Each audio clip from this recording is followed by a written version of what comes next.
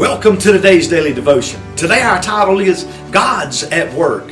In the book of Romans in chapter 8 and verse 28, and we know that in all things God works for the good of those who love Him, who have been called according to His purpose.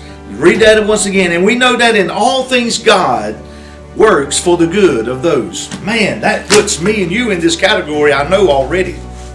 You see, God's already at work. Many times in mine and your life, and I'd say, well, probably to say this, most of the time, majority of the time, we're saying, God, where are you at? God, did you show up today? God, did you think about going ahead of me? God, did you think about this? Or God, did you think about that? You know, God's saying, wait a minute. God's already at work. And you know what? He's already working on my behalf. He's already working on your behalf. The things that in life that God has already got predestined for me and you, the things that He's already got planned out that He wants to happen for me and you, in mine and your life, He's already at work at that. So you know what? We can sit back and be relaxed and just be at ease because God's at work. You know, me and you probably had a hard time getting out of bed today. It was probably just difficult because that bed is on these good cold days, that bed feels good and warm, and man, I just don't want to get up. But see, God had no trouble getting up. God had no trouble. You know what? God has no trouble working for me and you. A lot of days we have troubles, but I just don't feel like going to work today.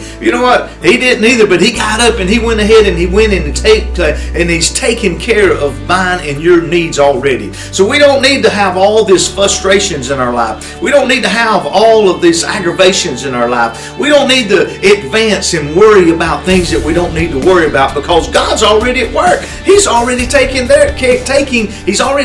care of those things. So hey, let's just be at ease and just know that God's already on mine and your behalf. He's already working for me and you. You know what? He gives us more than 100%. He gives us all of His life and His Son Jesus' life. His Son Jesus, who went to that cross and died. Man, He was working for me and you before me and you was even born.